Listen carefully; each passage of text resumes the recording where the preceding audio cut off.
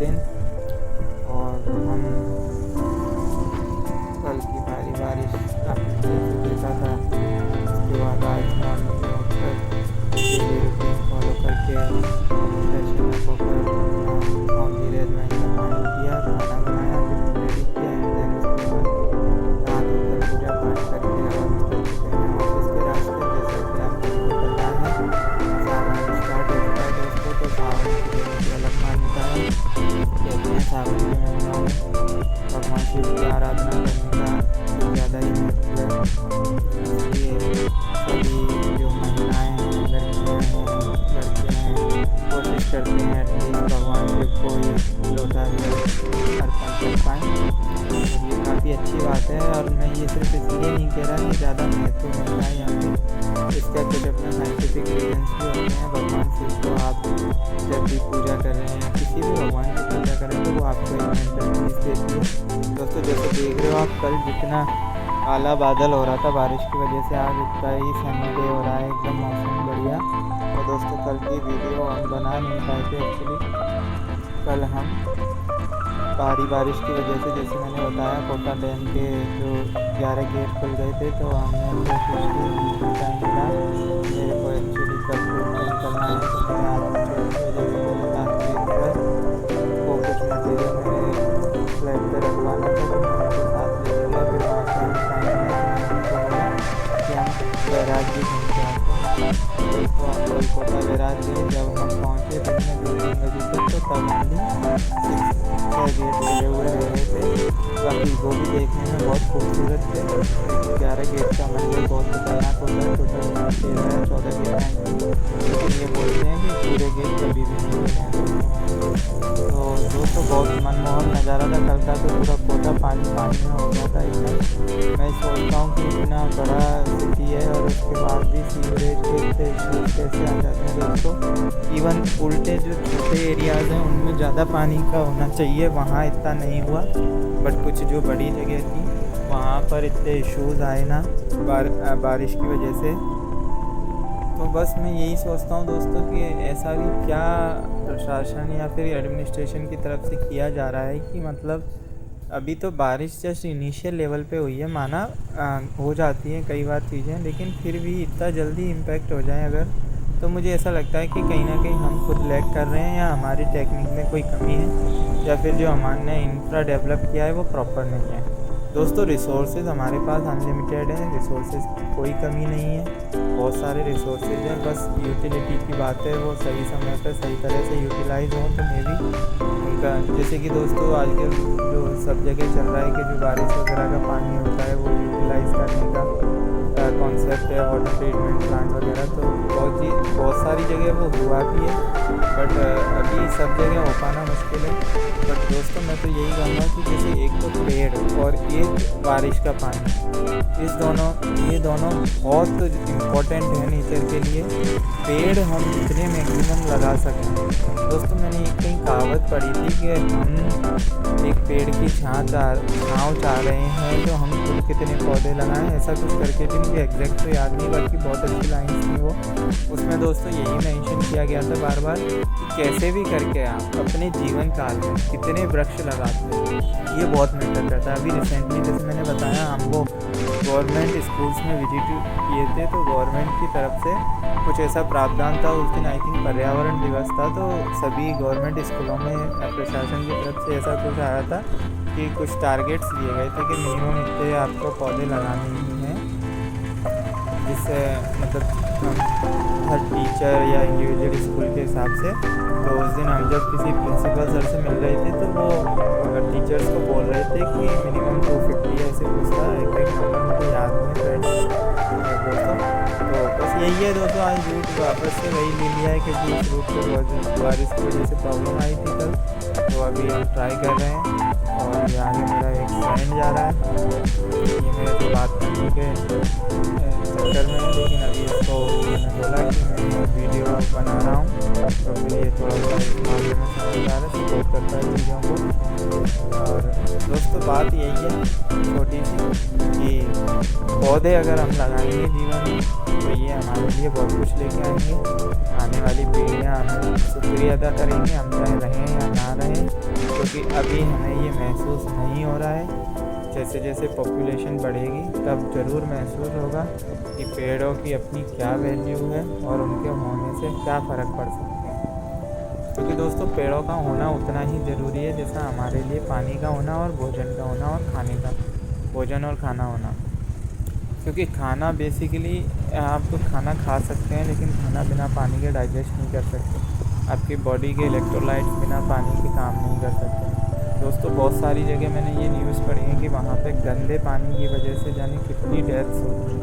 तो दोस्तों ग्रेटिट्यूड रखिए कि आप जहाँ भी रह रहे हैं आपको आई होप साफ़ पानी पीने का मिल पा रहा हो, या फिर आपको बर्तन लेकर कहीं दूर पानी भरने नहीं जाना पड़ रहा हो। इसलिए दोस्तों बहुत सेविंग्स पैसे की लोग कर रहे हैं, लेकिन मेरा ये मानना है कि पर्यावरण की भी बचत करना हमारा ही कर्तव्य है। अगर हम ये कर पाएंगे तो ये बहुत बेहतर है हमारे आने वाले कल के लिए।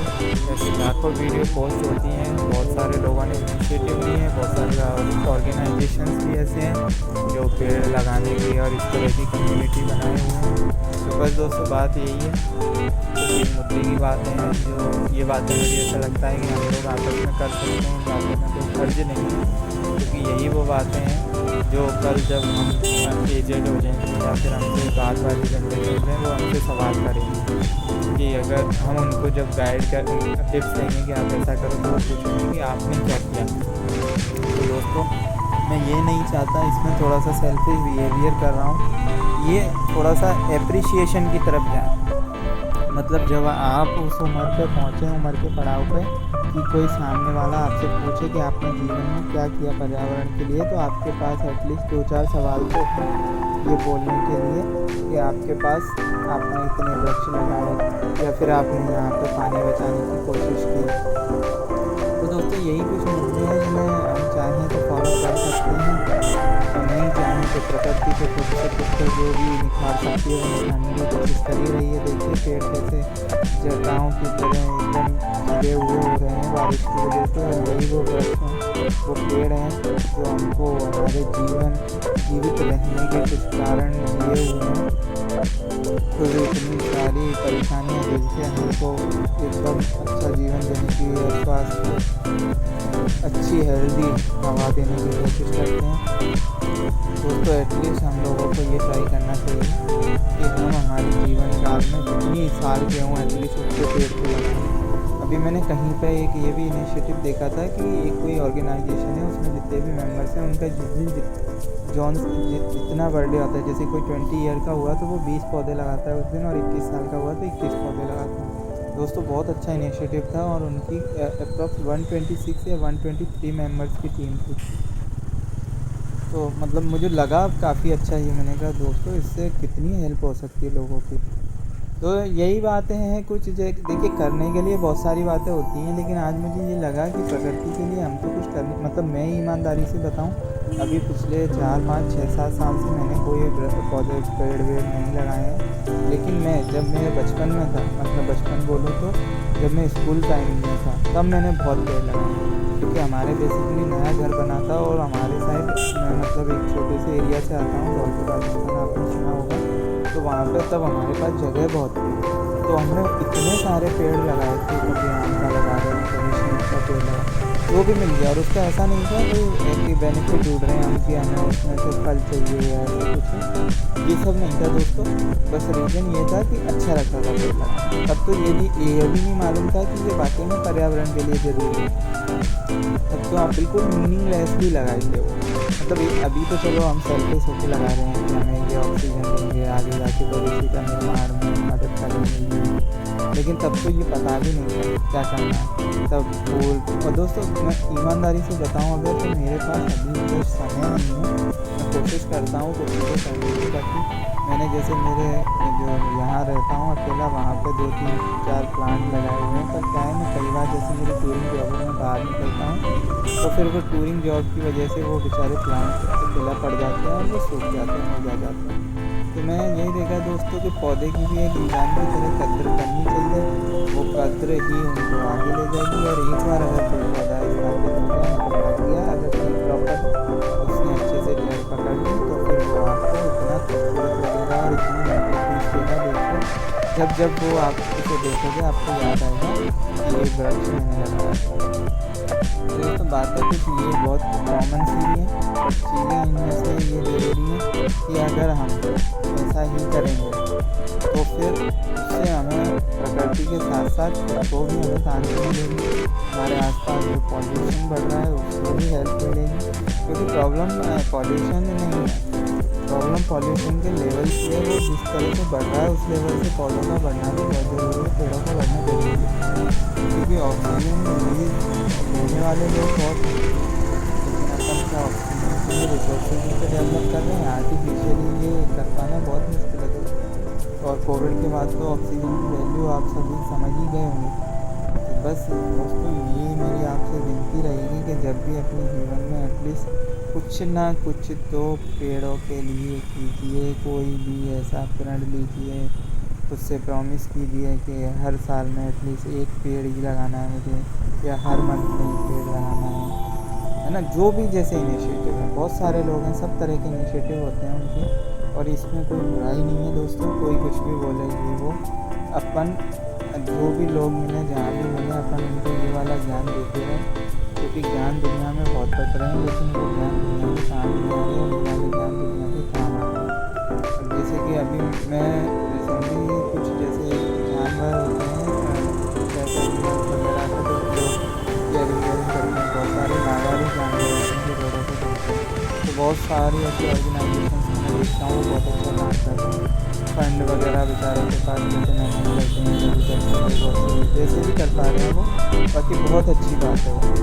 अगर कोई भी अपने मुँह का निवाला खा के उसके साथ साथ किसी और का भी पेट करता है, तो दोस्तों इससे अच्छा कुछ भी नहीं है इस लाइफ में। दोस्तों मैं भी एटलीस्ट ज़्यादा कुछ नहीं तो इतना तो ट्राई करता हूँ कि कोई मेरे सामने आए तो मैं उसको थोड़ा सा तो हेल्प कर पाऊँ मामला, है ना। लेकिन भगवान ने थोड़ा बहुत जो दिया है उसी के व्याप पर, मैं ये नहीं कहता कि मैं कोई बहुत बड़ा दानवीर या ऐसे कुछ हूँ। बस एटलीस्ट मेरे लेवल पे ट्राई करता हूँ कि मैं जितना भी कर पाऊँ। बाकी बात यही है दोस्तों, ये देखिए ये पेड़ आपने जब से देखा होगा, मैंने जहाँ से जर्नी स्टार्ट की, बीच में थोड़ा बहुत इधर उधर हुए होंगे, तब से ये फ्रिक्वेंट ऐसे ही पेड़ साथ साथ चल रहे हैं। तो आप सोचिए कि ये पेड़ हमारा रास्ते भर भी साथ दे रहे हैं। इवन हम खुद अकेले हैं लेकिन पेड़ हमारा साथ दे रहे हैं, क्योंकि ना हम भी इनके साथ के लिए कुछ करें।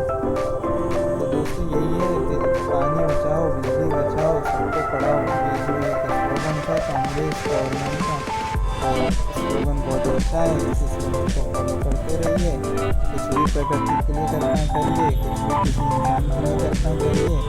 आप अच्छे तो पूरी जगह अच्छा, पूरी दुनिया अच्छी। और ये सब चीज़ें हैं जो हमारी इसको आगे बढ़ाएंगी, और हमारी जो सोने की चिड़िया जो भारत को बोलते हैं उसको फुलफिल करेंगी। तो बस लगे रहिए अपने कर्तव्यों की तरफ। जैसा कि आप देख पा रहे हैं, हम ऑफिस आने वाले हैं ऑलमोस्ट। मिलते हैं अब अगले ब्लॉग में कोई अच्छे से मैसेज के साथ। कोशिश करेंगे कि कुछ और बेहतर ला पाएँ, कुछ और बेहतर ऐसा करें जो सोसाइटी में कुछ चेंजेस ला पाए, तो बहुत अच्छा होगा दोस्तों। वैसे अभी तक ऐसा कुछ अपन कर भी नहीं पाए हैं, तो एक छोटी सी पहल है ये, तो बस कि अगर पेड़ लगाएं तो अच्छा रहेगा। मिलते हैं दोस्तों अगले ब्लॉग में। Bye bye, take care.